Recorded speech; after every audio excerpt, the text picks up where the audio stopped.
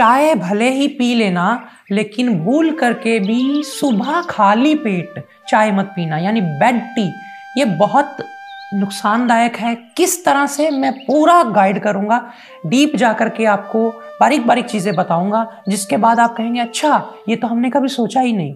नमस्कारम, मैं नित्यानंदम श्री पिछले 20 वर्षों से योग, आयुर्वेद और हमारे ऋषियों की पावनी परंपरा पे काम कर रहा हूँ और मुझे सौभाग्य मिल रहा है कि मैं आप तक अपने गुरुओं का, अपने बड़ों का ज्ञान आप तक पहुँचाने में निमित्त बन रहा हूँ।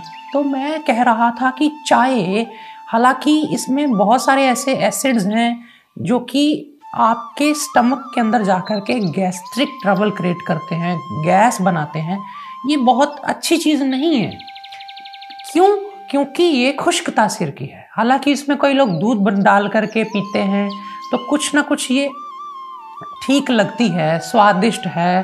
थोड़ा 4 व्यक्ति जब बैठते हैं तो सबसे पहले चाय का नाम आता है, क्योंकि ये कभी भी ले लेते हैं लोग। इसका कोई ज़्यादा और शरीर के लिए कोई पेट में जगह हो ना हो इतना ज़रूरी नहीं होता, इसलिए इसको ज़्यादा प्रमोशन लोगों ने ज़्यादा अडेप्ट कर लिया।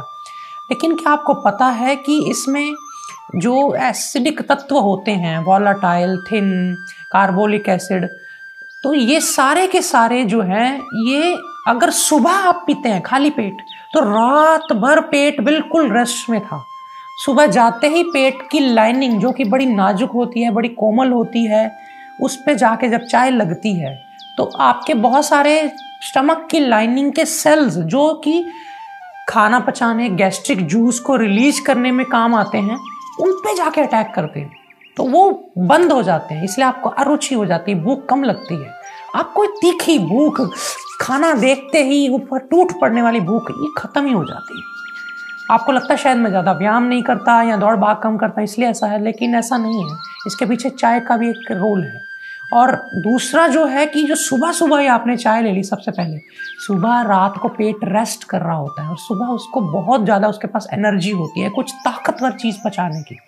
तो कई लोग तो बिल्कुल ही भूखे रहते हैं, वो भी, उनका भी चेहरा मुरझा जाता है, खाना मिलता नहीं, शरीर को कुछ पोषक तत्व मिलता नहीं। कई लोग भूखे तो नहीं रहते लेकिन चाय पी लेते हैं, तो उनको भी सुबह न्यूट्रिशन के नाम पर सिर्फ और सिर्फ पत्ती और दूध हल्का फुल्का, वो भी पत्ती के संपर्क में आने से उसके भी गुण चले जाते हैं, तो ये मिलता है। और उसके बाद क्या होता है, वो पेट एब्जॉर्ब कर लेता है, इतना उसमें न्यूट्रिशन नहीं होता, फिर वही चेहरे पे झलकता है। मैंने एक कहावत पढ़ी थी, once on your lips forever on your hips. यानी उदाहरण से अगर मैं बताऊं, एक्सप्लेन करूं, कि जो आपने एक बार होठों पे, जुबान पे लगा के खा लिया, अब वो पेट में चला गया, वो आपके अंदर रहने वाला है, तो आपके अंदर जाके ही आपके ऊपर ही बाहर रिफ्लेक्ट होने वाला है। तो कई लोग कहते हैं ना, हमारा शरीर नहीं साथ दे रहा, हम बड़े थके हैं, चेहरा मुरझाया है, ऊर्जा नहीं है, देखने वाला कह रहा है ये बड़ा उदास है। तो ये आपके आहार को ही आपने किसी ना किसी ढंग से कुछ ऐसा बना लिया है, आपको लगता है कि ये मेरा नॉर्मल है, इट्स ओके, यही होता है, यही सही है। लेकिन वो सही शायद ना हो, आपके शरीर की रिक्वायरमेंट कुछ और हो सकती है। आपके शरीर की रिक्वायरमेंट थोड़ी अच्छी डिमांड है उसकी, आप उसको नहीं सुन रहे हैं, आप खाली सुबह टी लेते हैं, तो एसिडिक पीएच लेवल भी बिगड़ता है पेट का, स्टमक का, एपिगैस्ट्रियम पार्ट का। तो वो ऊपर तेजाब आना, खट्टी डकारें आना, फिर आप कहते हैं जी मेरे को डॉक्टर ने अब बोल दिया है कि आप पहले गैस का कैप्सूल ले लिया करो, फिर लिया करो चाय।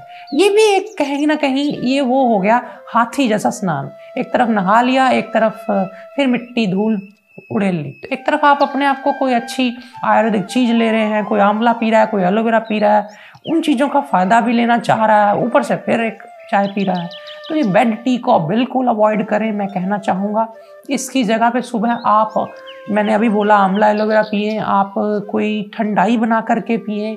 आप इसकी जगह पे सुबह सुबह जूस फलों का, अगर आपको कमजोरी है तो पिए, अगर आपको कमजोरी नहीं है, वजन बहुत ज़्यादा है तो सब्जियों का जूस पिए, अगर आपको वीर्य बल की और ओज तेज की कमी है तो आप लस्सी पिए, आप छाछ पिए, आप दही दिखाएं।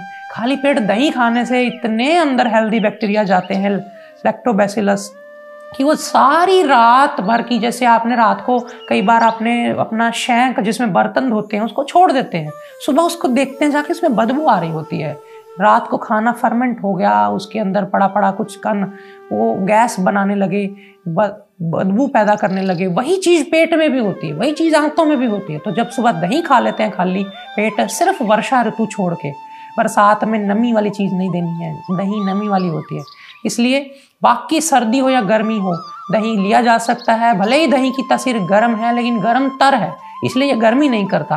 तो आप ले सकते हैं इसमें थोड़ी मिश्री, थोड़ा गुड़, थोड़ा बूरा मिला करके 2-4 चम्मच पानी मिला लें, इसमें दही में फेंट लें, उसकी जो फुट्टियाँ हैं वो ब्लेंड कर लें, तो और भी गुणकारी, फिर वो बहुत गर्म भी नहीं रहता है, बड़ा सौम्य हो जाता है। ये चीज़ें आपके काम आने वाली हैं। फल लीजिए छिलके वाले, सुबह जो भी खाया, आंवला, गाजर, वो दिन भर उन चीज़ों का इतना लाभ, इतना गुण नहीं आता, क्योंकि आयुर्वेद भी कहता है कि सुबह के समय ऐसी औषधि दो जो मास्टर मेडिसिन हो। वो मास्टर टाइम गिना जाता है आयुर्वेद के साथ, काल होता है आयुर्वेद में औषधियों का। तो ये बहुत अच्छा एक मुख्य काल गिना गया है औषधि सेवन का भी। इसलिए कोई ऐसी औषधि वैद्य ने आपको परामर्श दी है, बच्चे और गर्भवती महिलाएं और बुजुर्ग छोड़ के बाकी सब खाली पेट ही लें। खाली पेट उठ के पानी पिए, बासी रात का रखा तांबे के बर्तन का, गर्मी है तो चांदी के बर्तन का।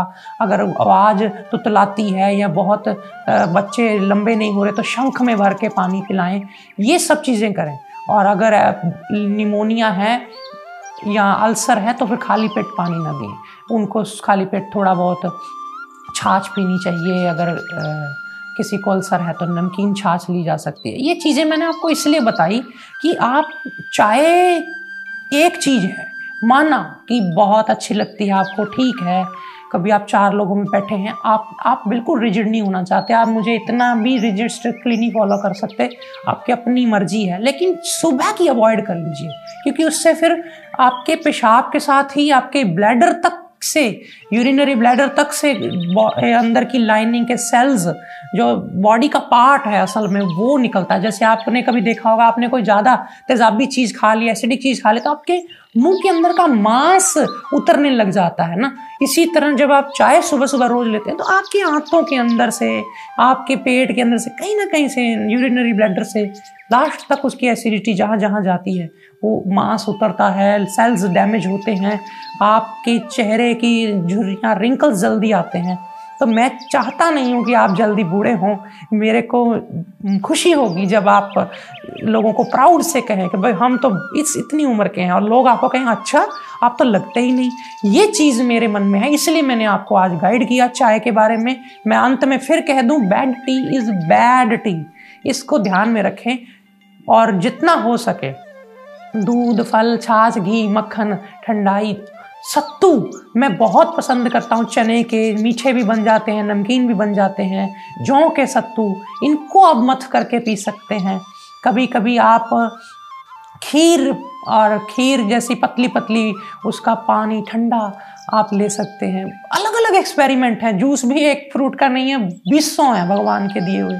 आप बदल बदल कर आहार लें, बदल बदल कर चीज़ें लें। पैसा भले ही उतना ही लगता है, कई लोग समझते हैं इसमें ज़्यादा लग जाएगा, हम कहाँ कहाँ क्या क्या लाते रहेंगे। भाई अपना शरीर है, अपने शरीर में इन्वेस्ट नहीं किया, बाहर आपने बिल्डिंगें खड़ी कर ली, आपके बहुत बड़े फ्लैट हो गए, या आपने लोन रीपे कर रहे हो, आप इंस्टॉलमेंट्स पे कर रहे हो, EMI पे पता नहीं क्या क्या ले लिया है। माफ़ करें, मैं आपके पर्सनल जीवन में नहीं झांक रहा, लेकिन ऐसा कर रहे हैं लोग।